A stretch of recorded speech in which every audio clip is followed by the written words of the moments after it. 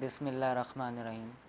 آج کا موضوع ہے مار آستین ابن القمی۔ بغداد صدیوں تک عالم اسلام کا سیاسی مرکز رہا۔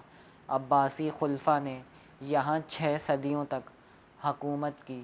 یہ دنیا کا سب سے بڑا شہر تھا، خوب آباد و شاداب تھا۔ کم از کم 20 لاکھ افراد یہاں آباد تھے۔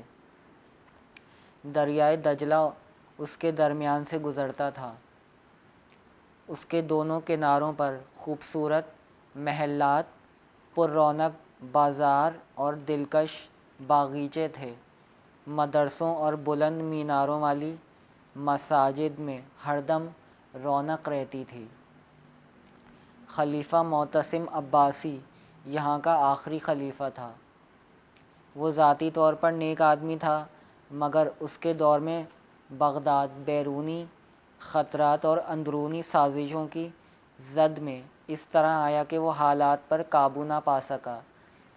بیرونی خطرہ چنگیز خان کے پوتے ہلاکو خان کا تھا، جو عراق کے بڑے حصے پر قبضہ کرنے کے بعد بغداد کو للچائی ہوئی نظروں سے دیکھ رہا تھا۔ اندرونی خطرہ خلیفہ کا اپنا وزیر اعظم تھا، جس کا نام ابن القمی تھا۔ ملک کا سارا نظام اس کے ہاتھ میں تھا۔ اصل میں یہ کفار کا ایجنٹ تھا اور عالم اسلام کے اس مرکز خلافت کو جڑ سے اکھاڑنا چاہتا تھا۔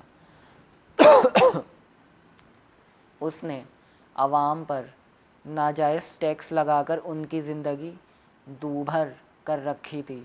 یہ بغداد میں فرقہ واریت بھی پھیلا رہا تھا۔ عوام پر اس نے بڑی زیادتیاں کیں۔ عوام نے اس پر احتجاج کیا۔ یہ شکایت خلیفہ کے بیٹے شہزادہ ابو بکر کو پہنچی۔ اس نے ابن القمی کی حرکتوں پر کارروائی کی، جس سے ابن القمی جل بھن کر رہ گیا۔ اس نے بغداد کو فوراً تباہ کرنے کا ارادہ کر لیا۔ اب اس نے ایک طرف تو ہلاکو خان کو خفیہ خط لکھا کہ وہ بغداد پر حملے کی تیاری کرے، دوسری طرف اس نے خلیفہ کو کہا کہ فوج پر خرچہ بہت زیادہ ہو رہا ہے، جبکہ ہمارا خزانہ خالی ہے۔ ہمیں اتنی بڑی فوج کی کوئی ضرورت نہیں، آپ آدھی فوج کو معزول کر دیں۔ خلیفہ نے اس کی باتوں میں آ کر ایسا کرنے کی اجازت دے دی۔ فوج آدھی رہ گئی۔ کچھ عرصے بعد اس نے ترقیاتی کاموں کے لیے فنڈ کی کمی کا بہانہ کر کے فوج میں اور کمی کر دی۔ اب ہلاکو خان کے لیے راہ صاف تھی۔ ابن القمی کا اشارہ پا کر اس نے محرم 656 ہجری میں بغداد پر حملہ کر دیا اور وہاں خون کے دریا بہا دیے۔ 18 لاکھ افراد شہید کر دیے گئے۔ صرف وہی لوگ زندہ بچے جو ابن القمی کے ہم نوا تھے۔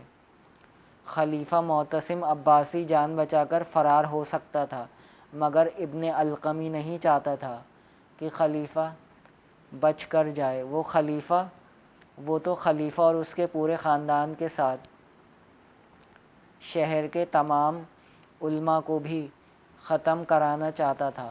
اس نے خلیفہ کو دھوکہ دیتے ہوئے یہ یقین دلایا کہ میں آپ کو اور آپ کے خاندان کو اور شہر کے سارے بڑے علماء کو خود ہلاکو کے پاس لے جاؤں گا اور وہ آپ سب سے اچھی طرح پیش آئے